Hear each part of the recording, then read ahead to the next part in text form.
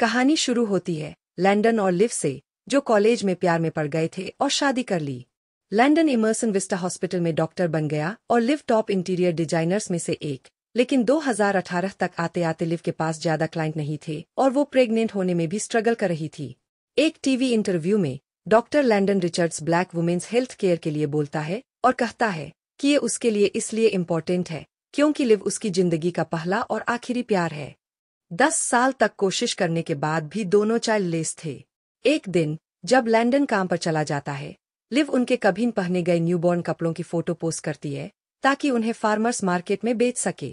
Live अपनी दोस्त Charlotte से कहती है कि बेबी के लिए ट्राई करने का स्ट्रेस और प्रेशर ने उनके रिश्ते को खराब कर दिया है और लैंडन की इमोशनल दूरी उसे और ज्यादा तोड़ रही है।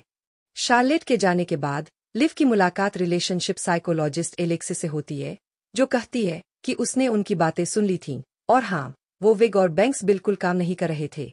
एलेक्सिस बताती है कि वो पास में ही एक ऑफिस खोलने वाली है और चाहती है कि लिव ओपनिंग से पहले उसे मिले। घर पहुंचकर लैंडन इमोशनल होकर उससे पूछता है कि उसने वो कपड़े क्यों बेच दिए जिनके बारे में दोनों ने तय किया था कि नहीं देंगे। बहस के बाद लिव तय करती है कि वो एलेक्सिस से सेशन लेगी।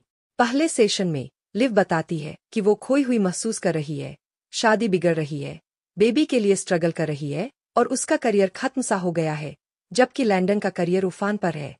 एलेक्सिस कहती है कि लैंडन का सेशन में आना जरूरी है और लिव वादा करती है कि उसे मनाएगी। सेशन के बाद एलेक्सिस थोड़ी साइको मोड में आकर एक शीशा गिरा देती है, फिर ऐसे नॉर्मल हो जाती है। पर लैंडन बताता है कि अब वो शनिवार को भी काम करेगा, जिस पर लिव नाराज हो जाती है कि उसने उससे पूछकर क्यों नहीं बताया। लिव कहती है कि उसने थेरेपी शुरू कर दी है और चाहती है कि लैंडन भी आए, लेकिन लैंडन एक ब्लैक मैन होने के नाते थेरेपी में बिल्कुल विश्वास नहीं करता।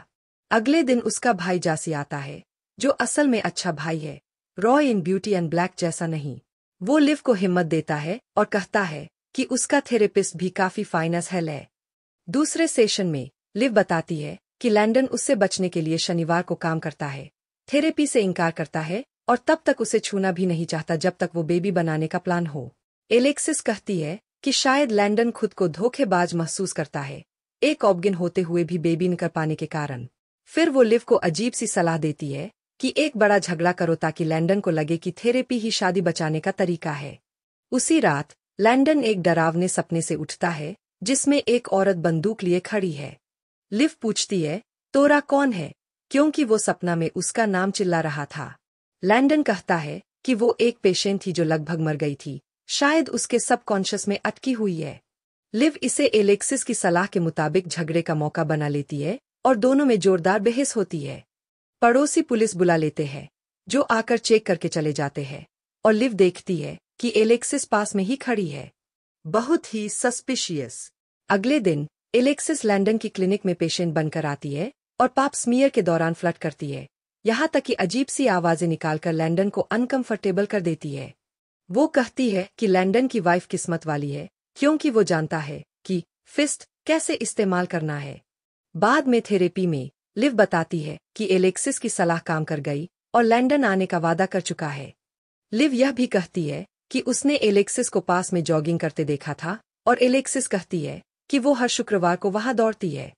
जब लैंडन सेशन में आता है और देखता है कि एलेक्सिस ही थेरेपिस्ट है, तो वो चौंक जाता है। कुछ देर साथ बैठने के बाद उसे लगता है कि दोनों उस पर मिलकर अटैक कर रहे हैं और वो सेशन छोड़ देता है। लिव बाहर जाकर कहती है कि वो एलेक्सिस को विलन मत बनाओ सिर्फ इसलिए कि वो तुम्हारे साइड में नहीं है। शार्लेट के साथ बैठी लिव को एलेक्सिस का कॉल आता है, जो एक अमीर क्लाइंट रेफर करती है और उसके बिजनेस के सोशल मीडिया में मदद की ऑफर देती है। शार्लेट को ये थोड़ा ओवर बाउंड्री लगता है। उधर लैंडन जासी से कहता है कि थेरेपिस्ट अजीब है, लेकिन जासी अब भी सोचता है कि वो फाइन है। अगले सेशन में लिव बताती है कि लैंडन अब नहीं आएगा। एलेक्सिस कहती है कि अगर वो शादी छोड़ रहा है तो क्लाइंट थेरेपिस्ट रिश्ता खत्म कर देना चाहिए और अब वो फ्रेंड्स बन सकते हैं। लिव मान जाती है और दोनों सोशल मीडिया पर काम शुरू कर देते हैं। एलेक्सिस लिव से कहती है कि एक एडिटिंग ऐप खोले जो उसने भेजा है, और जब लिव का लैपटॉप चार्ज खत्म होने वाला होता है तो एलेक्सिस कहती है कि वो अपनी कार से चार्जर ले आएगी। लिव कहती है कि चाबी बैग में है, तो एलेक्सिस बैग लेकर बाहर चली जाती है। काफी देर बाद लिव को एक ईयर बुक मिलती है और उसमें उसे लैंडन और उसकी पुरानी गर्लफ्रेंड तोरा ब्रिजेस की फोटो दिखती है। तभी एलेक्सिस लौटकर दरवाजा खोलती है और कहती है कि लॉक खराब था।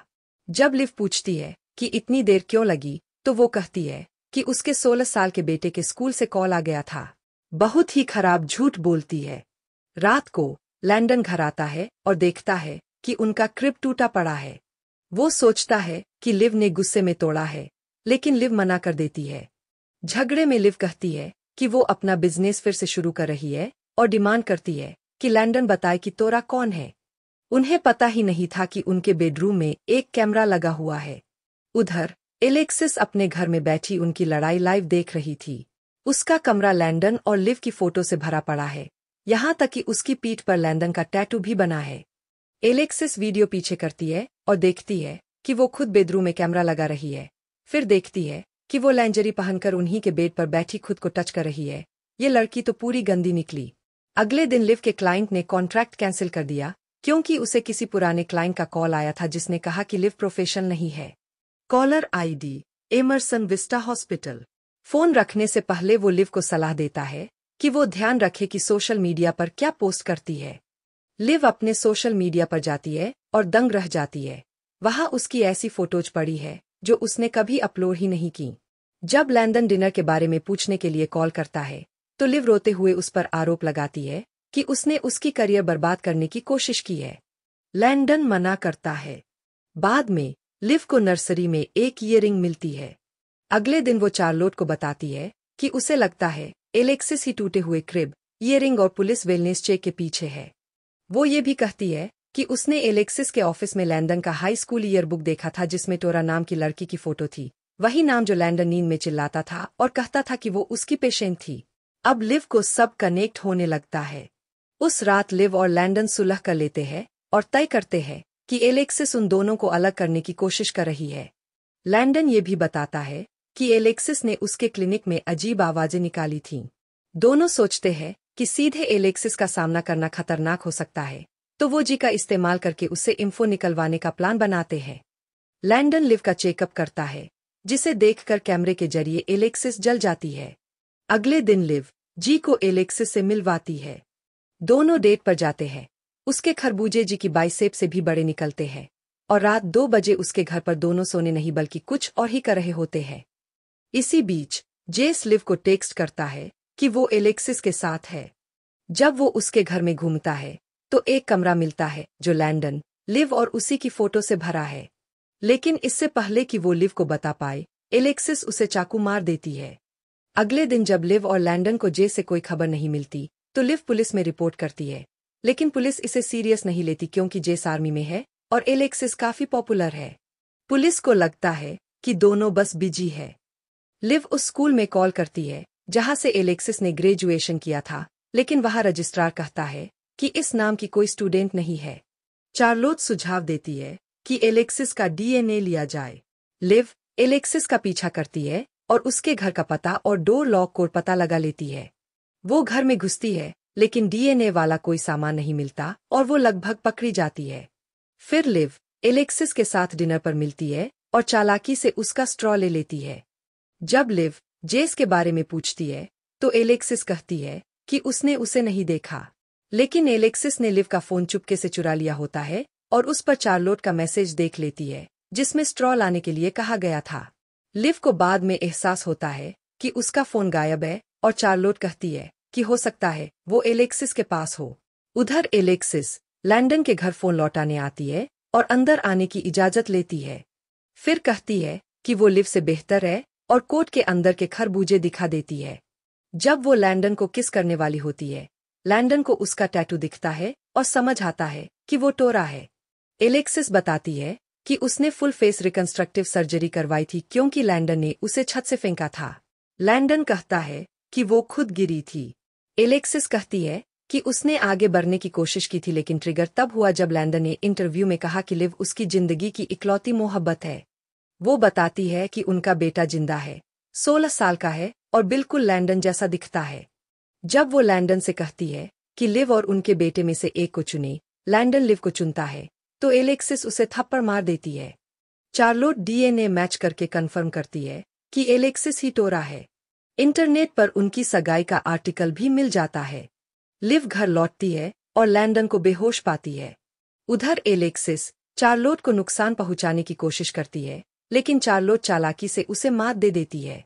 लैंडन लिव को पूरी सच्चाई बताता है। हाई स्कूल में सगाई, फिर टोरा का पागलपन, शादी से 10 मिनट पहले कैंसिल करना, फिर कॉलेज में गन लेकर पीछा करना, छत पर झगड़ा और गिर जाना। लैंडन दूर चला गया और सब भूलने की कोशिश की, लेकिन बुरे सपने आते रहे। जब लैंडन सच बताता है कि बेटा जिंदा है, लिव को जेस के फोन से मैसेज आता है। एलेक्सिस अब खुद को टोरा कहकर उसे बुला रही है। लिव और लैंडन उसके घर जाते हैं। एलेक्सिस चाकू लेकर इंतजार कर रही होती है। वो लैंडन को चोट पहुंचाती है और लिव को जेस की लाश बाथटब में मिलती है। लड़ाई में लिव एलेक्सिस को सीढ़ियों से गिरा देती है और चाकू मार देती है। पुलिस आती है और बताती है कि एलेक्सिस जिंदा है और ऑपरेशन होगा, लेकिन उसका 16 साल का बेटा असल में था ही नहीं, वो तो गिरने के हादसे में मर गया था। 18 महीने बाद लैंडन और लिव खुशहाल शादीशुदा जिंदगी जी रहे हैं और उनका एक बेटा है जिसका नाम जेस के नाम पर रखा है। उधर जेल में एलेक्सिस अब भी सपने देख रही है कि लैंडन उससे प्यार करता है और सोच रही है कि रिहा होकर उससे मिलेगी।